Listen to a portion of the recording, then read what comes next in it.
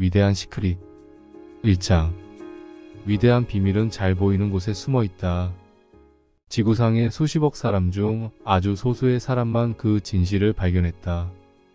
역사를 통틀어 많은 위대한 현자들, 선지자, 종교 지도자들이 그 위대한 비밀을 기록했고 또 언급했음에도 불구하고 대다수의 사람은 우리가 할 수 있는 단 하나의 위대한 발견에 대해 여전히 모르고 있다. 그들은 각자의 시대에 어울리는 서로 다른 가르침을 전파했다. 그러나 그들이 말하는 진실은 결국 하나로 통했다. 바로 우리 자신과 이 세상에 대한 진실이다. 어떤 비밀이 그토록 우리 삶을 변화시킬 수 있을까? 어떻게 단 하나의 발견이 고통을 멈추고 영원한 평화와 행복을 가져다 줄 수 있을까? 간단히 말해 당신의 진정한 모습을 드러내주는 비밀이다.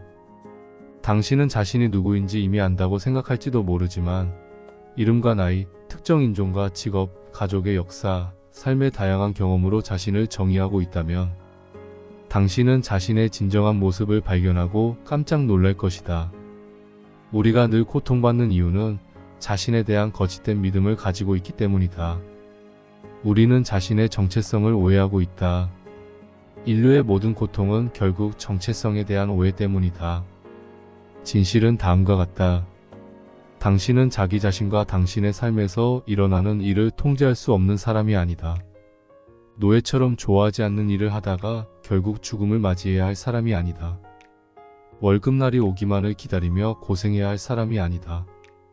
자신의 능력을 증명해야 하거나 타인의 인정이 필요한 사람이 아니다. 이것이 진실이다. 당신은 애초에 평범한 인간이 아니다. 우리가 살면서 경험하는 모든 불행, 불만, 고통은 오직 우리의 무지 때문이거나 우리가 누구인지 혹은 무엇인지에 대한 불확실한 지식 때문이다. 그러므로 모든 형태의 고통과 불행에서 자유롭고 싶다면 진정한 자신에 대한 불확실한 지식 혹은 무지에서 반드시 벗어나야 한다. 영원한 행복을 찾는 방법은 오직 하나뿐이다. 바로 당신의 진정한 모습을 찾는 것이다. 당신의 본성이 곧 행복 그 자체이기 때문이다. 당신의 진정한 모습을 기억하는 것은 수세기 동안 여러 가지 이름으로 불려왔다. 깨달음, 자아실현, 자아발견, 계시, 각성, 자각 등. 당신은 그 깨달음이 자신을 위한 것은 아니라고 생각할지도 모른다. 나는 평범한 사람일 뿐이니까. 하지만 그건 결코 사실이 아니다. 그 발견, 즉 이 행복과 이 자유가 바로 당신의 진정한 모습인데 어떻게 그것이 당신을 위한 것이 아닐 수 있단 말인가? 나는 지금껏 거의 누구도 경험하지 못한 것에 대해 말하고 있다. 어떻게 설명할 수 있을까? 어느 것에도 어떤 방향으로도 한계는 없다. 생각만으로도 무엇이든 할 수 있는 능력. 하지만 그것이 전부는 아니다. 당신이 느낄 수 있는 최고의 기쁨을 상상하고 그것에 100을 곱하라. 자신의 진정한 모습을 온전히 인식할 때 당신은 아무런 문제도 없는 분노, 고통, 걱정과 두려움이 없는 삶을 살게 될 것이다. 죽음의 두려움에서 벗어날 것이고 다시는 마음에 휘둘리거나 괴로워하지 않을 것이다. 잘못된 생각과 믿음은 사라질 것이고 그 자리에 명쾌함과 행복, 기쁨과 평화, 무궁한 즐거움과 경이로움이 들어찰 것이다. 2장. 위대한 비밀 밝혀지다. 우리가 그 위대한 비밀을 발견하지 못한 이유는 오직 한 가지 사소한 장애물 때문이다. 바로 믿음이다. 그 단 한 가지 믿음 때문에 우리는 위대한 발견을 할 수 없었다. 그것은 바로 우리가 곧 우리의 몸과 마음이라는 믿음이다. 당신은 당신의 몸이 아니다. 물질로 이루어진 당신의 몸은 의식이 없다. 몸은 자신이 몸인지 모르지만 당신은 그것이 몸이라는 걸 알고 있다. 발가락은 자신이 발가락인지 모르고 손목은 자신이 손목인지 모르고 머리는 자신이 머리인지 뇌는 자신이 뇌인지 모른다. 하지만 당신은 당신 몸의 구석구석을 알고 있다. 당신은 몸의 모든 부분을 알지만 각 부분은 당신을 모르는데 어떻게 당신이 곧 몸일 수 있는가? 우리가 곧 우리 몸이라는 믿음은 인류에게 가장 커다란 두려움을 만든다. 바로 죽음에 대한 두려움이다. 우리는 몸이 죽을 때 나 역시 더 이상 존재할 수 없다고 두려워한다. 이는 당신 삶 위에 시커먼 구름이 도사리고 있는 것과 마찬가지다.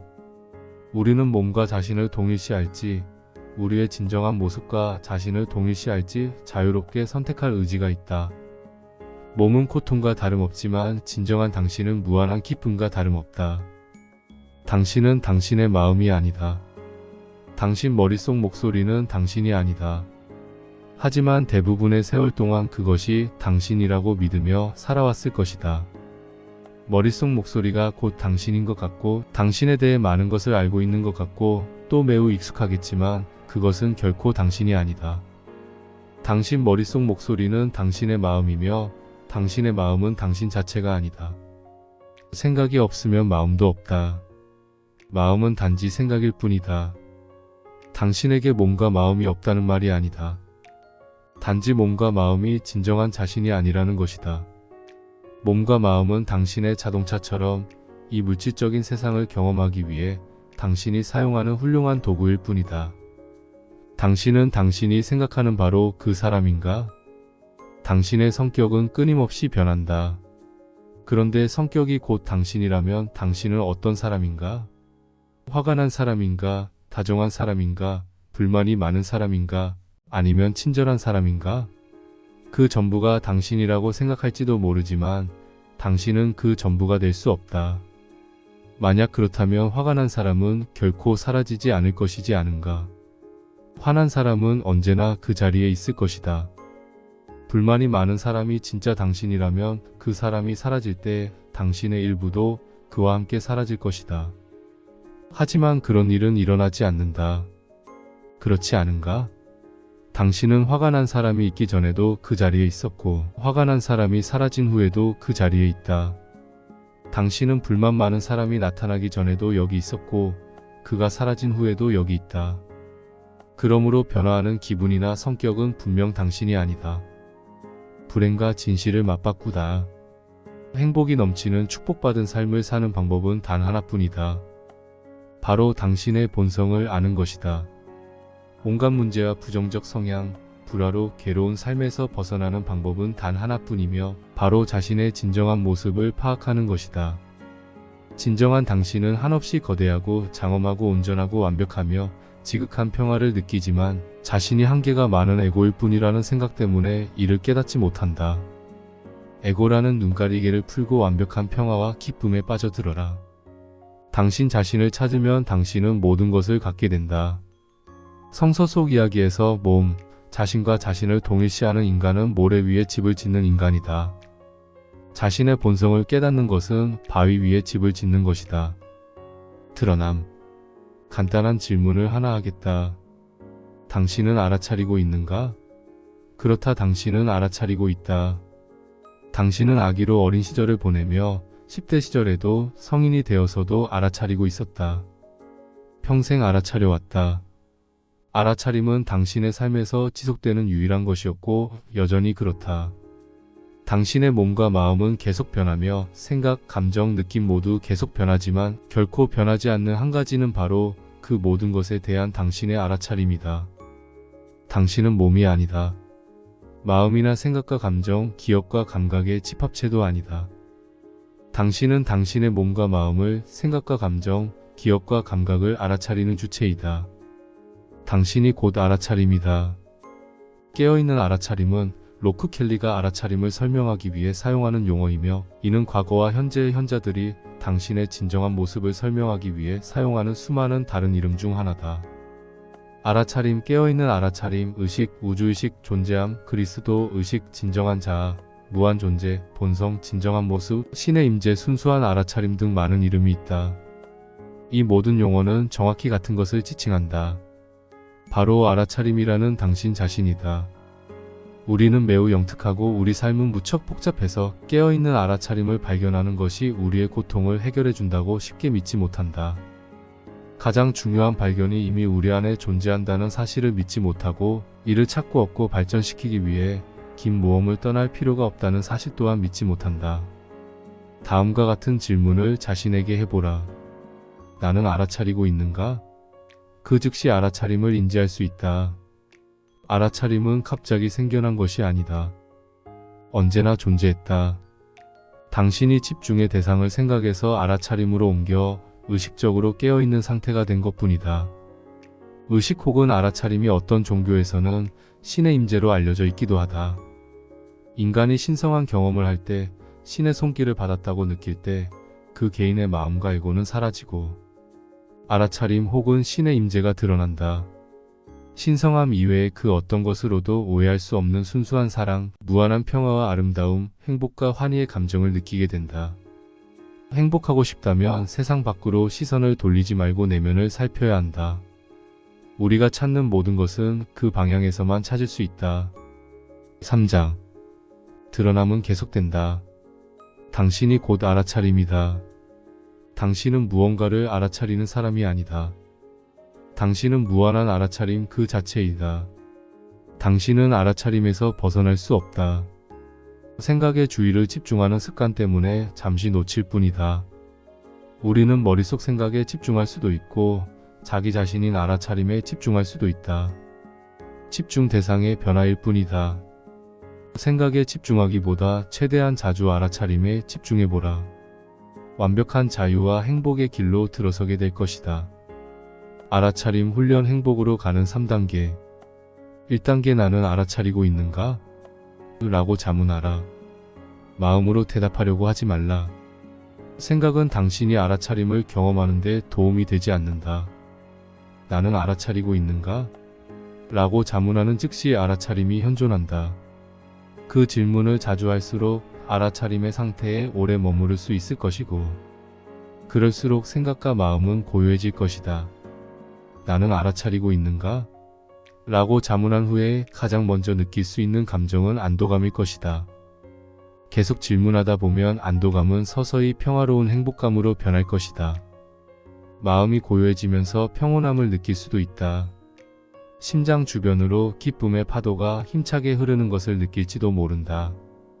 2단계 알아차림을 주목하라. 알아차림의 경험이 전면에 나서게 하라. 그리고 생각과 이미지, 감정과 감각, 지각이 배경으로 물러서게 하라.